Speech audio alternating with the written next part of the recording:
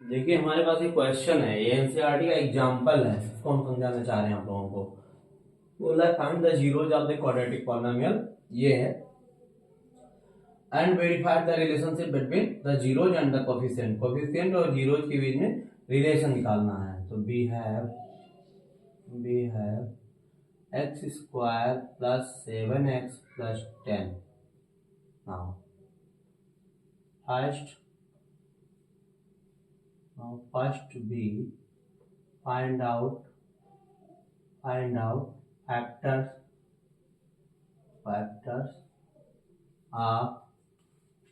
factors of the given polynomial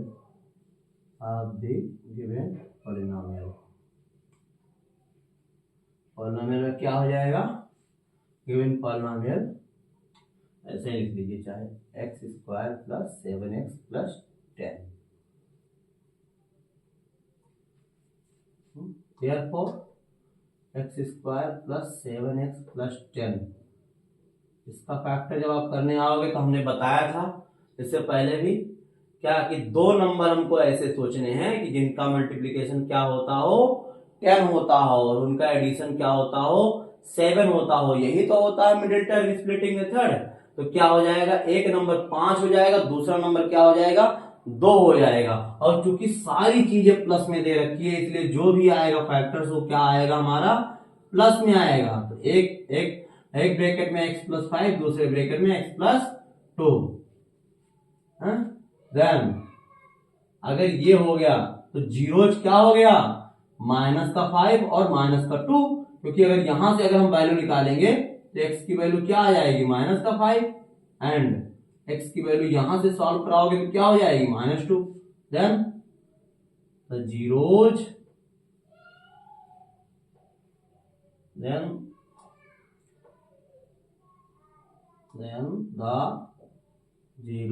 are the polynomial of given polynomial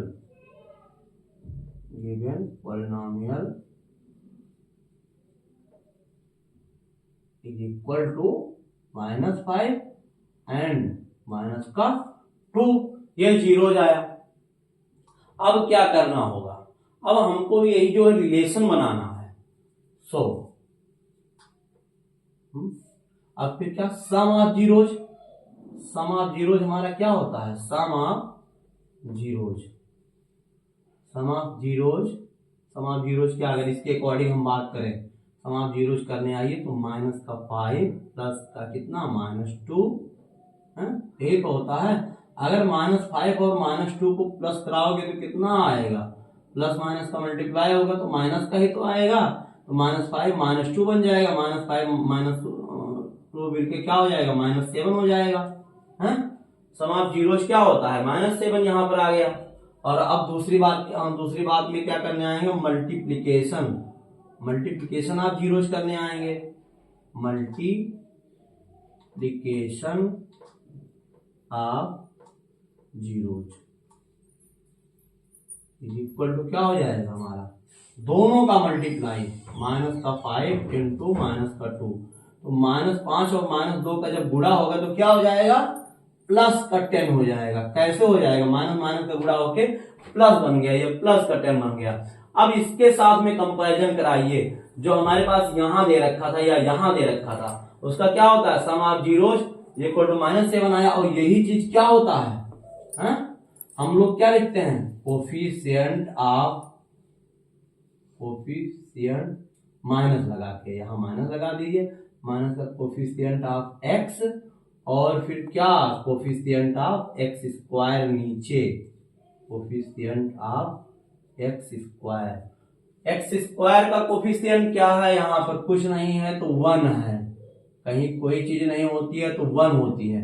और coefficient of x क्या है, 7 है, तो ये क्या हो जाएगा, इज इक्वल टू -7/1, जो कि क्या हो रहा है, वेरीफाई हो रहा है। इधर का भी -7 आया, इधर का भी -7 आया, मतलब दोनों में रिलेशन क्या है, जो हमने निकाला है वो सही निकाला है। यही तो बोला था, relationship between the zeros and the coefficient, मतलब जीरोज इधर है और कोफिशिएंट उधर है, जीरोज इधर है और फिर कोफिशिएंट निकलेगा। अब फिर क्या होता है, is equal to constant term upon का कोफिशिएंट ऑफ एक्स स्क्वायर। यहां भी करने आइए, कांस्टेंट टर्म कितना है हमारा, ये सी की वैल्यू, यहाँ पर सी की वैल्यू क्या है 10 है, और कोफिशिएंट ऑफ एक्स स्क्वायर की बात कराएं तो क्या है 1 है, तो 10/1 हो गया है। अब लिख देंगे क्या, हेंस वेरीफाइड, हेंस मतलब जो भी है वो सब सही हो गया, जो निकाला गया और जो गिवन है, हेंस वेरीफाइड। यही करना था कि वेरीफाई करना था, ठीक है, बस इतना ही था इस क्वेश्चन।